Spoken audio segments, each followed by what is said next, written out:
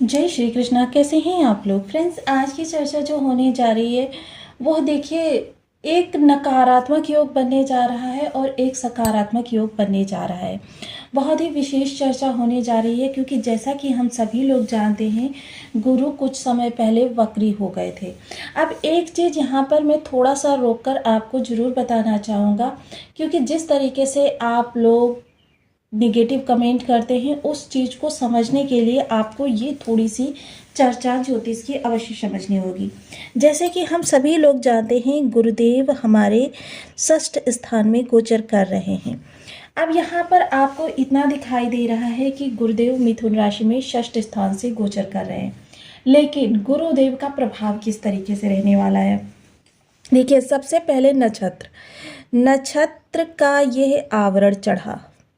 अब नक्षत्रपति कौन है, क्योंकि इस समय गुरुदेव जो है एक ऐसे नक्षत्र में गोचर कर रहे हैं जो कि काफ़ी महत्वपूर्ण है और इसका जो ये नक्षत्र है नक्षत्रपति का ये प्रभाव हो गया। मैंने बताया ना ये बल्ब है, बल्ब का प्रकाश यहाँ से जाएगा तो ये आवरण उसके कलर को चेंज कर देगा, मूल स्वभाव मूल प्रकाश वही रहेगा। अब यह नक्षत्र के बाद में जो यह आएगा नवमांश के बाद में चीज़ें किस तरीके से बदलेंगी। अब नवमांश हमने देख लिया, नवमांश का प्रभाव पड़ेगा और नवमांश के बाद में जो प्रभाव पड़ेगा भाव षष्ठ है, यानी यहाँ काल पुरुष की कुंडली के अनुसार 6 नंबर की राशि आती है, बुध देव का प्रभाव रहेगा। वहीं आपके भी बर्थ चार्ट में 3 नंबर की राशि है यानी बुध देव का प्रभाव रहेगा। तो ये देखिए आपने देखा ना कि आपके तो चलिए यहाँ पर दोनों ही सेम है, नक्षत्रपति और भावपति, क्षमा कीजिए राशिपति और भावपति, लेकिन ये 2 हो जाते। यदि यहाँ पर 4 नंबर की राशि होती, 5 नंबर की राशि होती तो ये 2 हो जाते। अब इतनी सारी जगह से ग्रह जब निकलता है, अब ये नक्षत्रपति का स्वामी आपके बर्थ चार्ट में किस तरीके से उसका इफेक्ट पड़ेगा, नवमांशपति का स्वामी किस तरीके से आपके बर्थ चार्ट में उसका इफेक्ट पड़ेगा, भावपति का स्वामी किस तरीके से और राशिपति का स्वामी किस तरीके से, इन चीज़ों के आधार पर हमको प्रभाव मिलते हैं। देखिए ये सारी चीज़ें जिनकी अच्छी होती हैं उस ग्रह के उनको 100% बेहतर रिजल्ट मिलते हैं। अब अच्छी से तात्पर्य ये होता है कि कम से कम कोई विषम योग ना ग्रह ने बनाया हो, जैसे भाव बल से कमजोर ना हो, षड बल से कमजोर ना हो, राशि बल से कमजोर ना हो, नवमांश में कमजोर ना हो, दशमांश में कमजोर ना हो, साथ ही साथ शत्रु ग्रह से युत ना हो, शत्रु ग्रह से द्रष्ट ना हो, शत्रु ग्रह से किसी भी प्रकार से उसका विषम संबंध ना बन रहा हो। तो ऐसी स्थिति में ग्रह के हमको 100% प्रभाव मिलते हैं। उच्च ना सही सामान्य है तब भी हमको प्रभाव मिलते हैं। अब चर्चा क्योंकि आज हम गुरु की कर रहे हैं तो काफ़ी महत्वपूर्ण रहेगा गुरु का ये प्रभाव, क्योंकि गुरुदेव इस समय पर अपने नवमांश का परिवर्तन करने जा रहे हैं। अभी ये मिथुन राशि से ही गोचर करेंगे, लेकिन सकारात्मक इनकी प्रारंभ हो जाएगी। सकारात्मकता क्यों प्रारंभ हो जाएगी, क्योंकि यह अब कर्क के नवमांश में जा रहे हैं। पुनर्वसु नक्षत्र का चतुर्थ चरण जो होता है वो कर्क का नवमांश होता है और इसकी जो है देखिए इसके बाद में जो ये प्रवेश करेंगे पुष्य नक्षत्र में करेंगे। और गुरु का इस समय यदि कहें तो बल बेशक हमको 30% मिलेगा, 30%, लेकिन सकारात्मकता मिलेगी। इससे पहले गुरु क्या है मिथुन के नवमांश में गोचर कर रहे थे। अब मिथुन क्या है, मिथुन की राशि में है, मिथुन के नवमांश में है, अर्थात मिथुन का स्वामी बुध द्विस्वभावीय ग्रह है और द्विस्वभावीय ग्रह के साथ साथ गुरुदेव की उसके साथ बहुत अच्छी ट्यूनिंग नहीं है। इन सभी चीज़ों के आधार पर हमको प्रभाव मिलते हैं। अब गुरु के पास देखिए उतना ज़्यादा बल भी नहीं है, क्योंकि ये मैंने बताया ना 30% ही हमको प्रभाव देंगे, लेकिन हाँ अब जब ये पुष्य नक्षत्र में आएंगे तो यह सकारात्मकता हमको प्राप्त होती हुई दिखाई देगी। बनी रहिए हमारे साथ इस वीडियो में, एंड तक आपको बहुत कुछ जानने के लिए मिलेगा। वीडियो बहुत ज्ञानवर्धक होने वाला है। यदि आपके लग्न में कुंडली के प्रथम भाव में 10 नंबर बना हुआ है तो ये राशिफल आपके लिए है। यदि कुंडली में कहीं भी चंद्रमा के साथ 10 नंबर बना हुआ है तो ये राशिफल आपके लिए। कुंडली ना होने की स्थिति में आप इसे नाम राशि से भी देख सकते हैं। यदि अभी तक आपने अपने इस चैनल को सब्सक्राइब नहीं किया है तो प्लीज़ सब्सक्राइब कर लीजिए, वीडियो को लाइक कर दीजिए, चैनल को शेयर कर दीजिए। इससे होगा क्या कि हमारे आने वाले हर वीडियो की नोटिफिकेशन मिल सकेगी आपको सबसे पहले। एक प्यारा सा कमेंट करना बिल्कुल ना भूलें, कमेंट से हमें बहुत मोटिवेशन मिलता है, हौसला मिलता है और ये पता चलता है कि आप और क्या जानना चाहते हैं।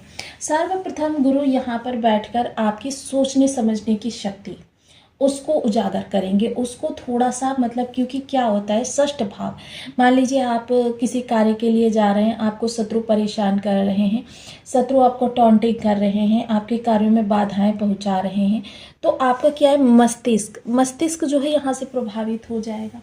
मस्तिष्क प्रभावित होगा, जब मस्तिष्क सही तरीके से कार्य नहीं करेगा तो जो आपके समाधान है या नए आइडियाज़ हैं वो थोड़े से उसी हिसाब से चेंज हो जाएंगे, क्योंकि एक स्वस्थ और प्रसन्न चित्त मस्तिष्क से बहुत अच्छे उन्नतशील विचार निकलते हैं। लेकिन यदि माइंड डिस्टर्ब हो या तो फिर उसमें उतना अच्छा प्रभाव आपको देखने में नहीं आता है, तो ये चीज़ें आपकी अच्छी होंगी। दूसरे क्या है, शत्रु पक्ष। इस समय पर देखिए शत्रु पक्ष आपके कह सकते हैं ज्ञान के आगे नतमस्तक रहेंगे, पहली बात तो ये होगी। दूसरा क्या है, किसी भी चीज़ का यदि आपको समाधान चाहिए तो उसका समाधान आपके लिए सकारात्मकता से भरा हुआ होगा। सकारात्मकता किस प्रकार की होगी कि मतलब जिसका रिजल्ट पॉजिटिव निकल कर आए। मोस्टली निर्णय तो हम ले लेते हैं किसी चीज़ के लिए, अपने कमेंट भी कर देते हैं, लेकिन उसका रिजल्ट क्या निकलेगा ये भविष्य के गर्भ में होता है, और ये भविष्य का गर्भ जो होगा इस समय सकारात्मकता से भरा हुआ होगा। तो ये सारी चीज़ें जो होती हैं ये आपके लिए इस समय पर अच्छी होती हुई देखी जाएगी। सबसे बड़ी बात है कि इस समय आपकी प्रतिरोधात्मक क्षमता यानी प्रतिद्वंदिता जो है उसको निर्मूल करेंगे गुरुदेव। वहीं इनके पास देखिए 3 दृष्टियां भी होती हैं। अब गुरु की दृष्टियां जो हैं काफ़ी अमृतमयी कही जाती हैं। प्रथम दृष्टि जो आपके कार्यस्थल पर जाएगी, देखिए यह समय जो बहुत बड़ा दुर्योग काल सर्प नामक योग बनने जा रहा है, उससे बचाने के लिए गुरुदेव का जो प्रभाव रहेगा वह काफ़ी महत्वपूर्ण रहेगा। इस समय पर आपके लिए चीज़ें जो बदलती हुई देखी जाएंगी ना, क्योंकि आपका कार्य क्षेत्र भी इस समय पर इसी दायरे में आएगा, क्योंकि मैंने बताया आपको आपके ये 6 भाव सुप्त हो जाएंगे, जिसकी वजह से ये भाव यहाँ पर गुरु की सकारात्मकता जो ये 30% जाएगी उसका प्रभाव आपके लिए थोड़ा सा घट जाएगा, क्योंकि ये प्रभाव जो होगा ये उतना अच्छा आपको नहीं मिल पाएगा, क्योंकि ये सुप्त भाव में गुरु का प्रभाव होगा। तो थोड़ा सा यहाँ पर आपके लिए जो भी विषम स्थितियाँ बनेंगी उनके लिए आपको थोड़ा सा समय का इंतजार करना होगा। अभी त्वरित निर्णय लेने का समय नहीं है। देखिए ऋषि पाराशर का कथन है कि जब हमारा बहुत अच्छा समय चल रहा हो तो हमें अपने कार्यों को 2 गुनी, 4 गुनी, 6 गुनी जितनी सामर्थ्य हो उतनी गति से आगे बढ़ाना चाहिए। लेकिन जब हमारा बुरा समय चल रहा हो तब हमको ग्रहों की शांति के निवारणार्थ उपाय करते हुए अपने जो पहले से चले आ रहे कार्य हैं उन्हीं को ही हमें आगे करते रहना चाहिए। कोई नया कार्य या नया इशू क्रिएट करना हमारे लिए विषमता का कारण बन सकता है। इसका आप ध्यान रखेंगे तो ये चीज़ें आपके लिए अच्छी होती हुई देखी जाएंगी। वहीं इस समय पर चंद्रदेव महाराज आपके इस स्थान पर होंगे, क्योंकि ये गुरु इस समय कर्क के नवमांश यानी चंद्रमा के नवमांश में जाने वाले हैं। तो यह स्थितियां आपके लिए किस तरीके से निकलेंगी, क्योंकि वह काफ़ी महत्वपूर्ण होंगी। इसलिए इस समय पर कोई बड़ा बदलाव, क्योंकि बेशक राहु यहाँ बैठा है, इसकी नवम दृष्टि भी यहाँ पर होगी, तो हमको इस भाव से संबंधित कोई भी इशू क्रिएट करना है या किसी हम समस्या में हैं। देखिए समय के गर्भ में हर सवाल का जवाब होता है। अब इसके लिए आपको थोड़ा सा शांति रखनी होगी। अगर आप 11 अप्रैल से पहले कोई निर्णायक स्थिति को लाना चाहते हैं तो ठीक है, 11 अप्रैल से आगे आप इस भाव से संबंधित कोई महत्वपूर्ण निर्णय या कोई इशू जो बन रहा है या किसी वाद विवाद या किसी आर्ग्यूमेंट, इन चीज़ों में ना फंसें। सप्तम दृष्टि जो होगी वो आपके धन भाव पर जाएगी। तो मोस्टली देखिए इस समय पर जैसा मैं आपको बता चुकी हूँ, आप मित व्ययी व्यक्ति रहने वाले हैं। मोस्टली निवेश वगैरह यदि आपको करने हो तो देखिए गुरु की सकारात्मकता बेशक है, लेकिन ये सुप्त भाव है। निवेश वगैरह से संबंधित चीज़ें इस दौरान आपको बिल्कुल भी नहीं छेड़नी। हाँ, यदि अगर आपको लग रहा है कि बहुत आवश्यक है करना, या आपके पास धन है अभी तो उसको हम निवेश में लगा देते हैं, आगे पता नहीं मतलब क्या सिचुएशन बन जाए, तो इसको आप अपने जो बच्चे हैं या अपनी वाइफ या अपने एल्डर्स के नाम पर कर सकते हैं, अपने नाम पर इस दौरान ना करें।